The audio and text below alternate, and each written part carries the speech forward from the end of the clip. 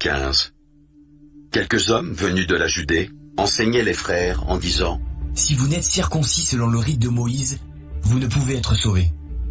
Paul et Barnabas eurent avec eux un débat et une vive discussion, et les frères décidèrent que Paul et Barnabas et quelques-uns des leurs monteraient à Jérusalem vers les apôtres et les anciens pour traiter cette question.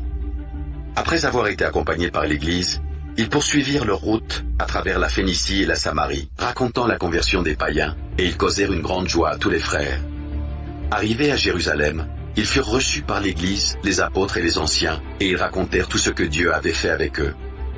Alors quelques-uns du parti des pharisiens, qui avaient cru, se levèrent, en disant qu'il fallait circoncire les païens et exiger l'observation de la loi de Moïse.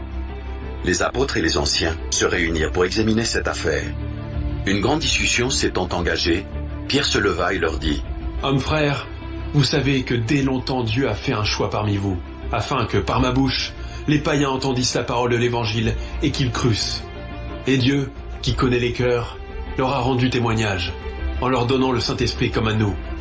Il n'a fait aucune différence entre nous et eux, ayant purifié leur cœur par la foi.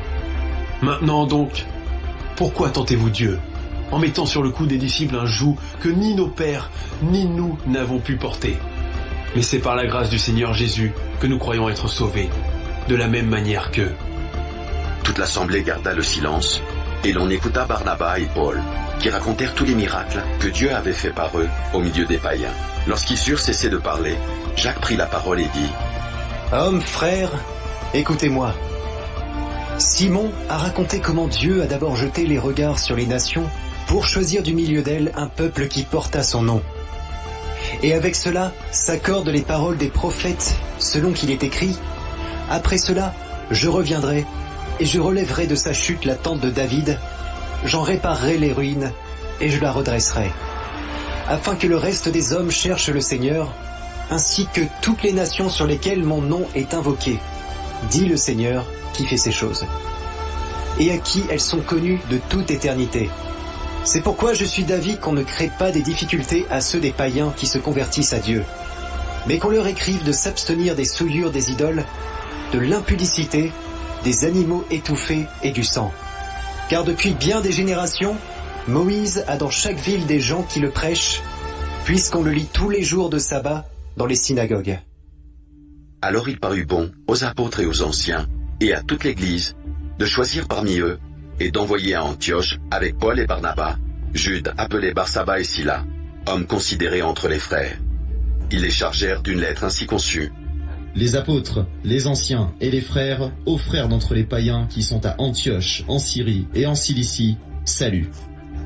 Ayant appris que quelques hommes partis de chez nous et auxquels nous n'avions donné aucun ordre vous ont troublés par leur discours et ont ébranlé vos âmes, nous avons jugé à propos, après nous être réunis tous ensemble, de choisir des délégués et de vous les envoyer avec nos bien-aimés Barnabas et Paul. Ces hommes qui ont exposé leur vie pour le nom de notre Seigneur Jésus-Christ. Nous avons donc envoyé Jude et Silas, qui vous annonceront de leur bouche les mêmes choses.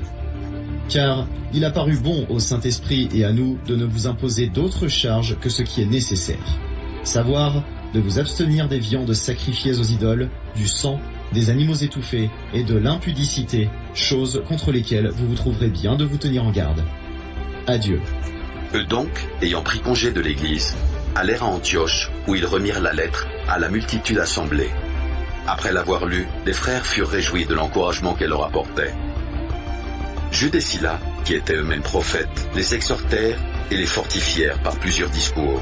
Au bout de quelque temps, les frères les laissèrent en paix, retournés vers ceux qui les avaient envoyés. Toutefois Sila trouva bon de rester.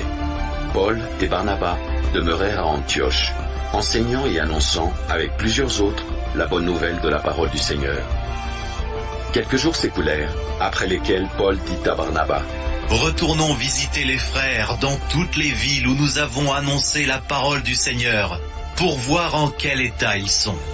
Barnabas voulait emmener aussi Jean, surnommé Marc, mais Paul jugea plus convenable de ne pas prendre avec eux celui qui les avait quittés depuis la Pamphylie et qui ne les avait point accompagnés dans leur œuvre. Ce dissentiment fut assez vif pour être cause qu'ils se séparèrent l'un de l'autre.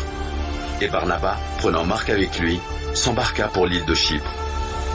Paul fit choix de Sila et partit, recommandé par les frères, à la grâce du Seigneur. Il parcourut la Syrie et la Cilicie, fortifiant les églises.